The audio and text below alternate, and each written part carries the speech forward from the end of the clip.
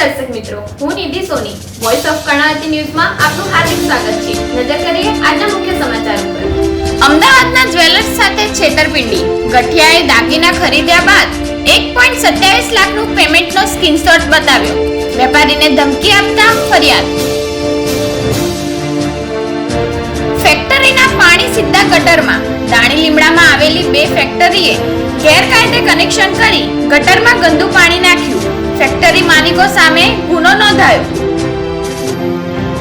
ગુજરાતના સીએમનો આજે 62મો જન્મદિવસ. ભૂપેન્દ્ર પટેલે અડાલજ શ્રી મંદિરમાં શીશ ઝુકાવ્યું. શિવલિંગ પર જળાભિષેક કર્યો.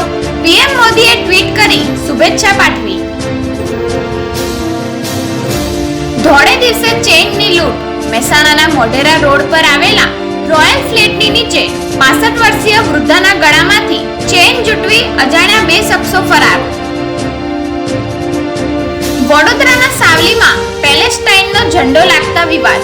મોહરમ નિમિત્તે ઝંડો અને ઇસ્માલિક બોર્ડ લાગતા દોડધામ.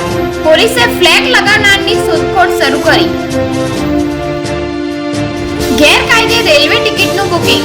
બોગસ આઈડીથી ₹4.50 કરોડના ટિકિટ કૌભાંડમાં સોફ્ટવેર સપ્લાયરની ધરપકડ.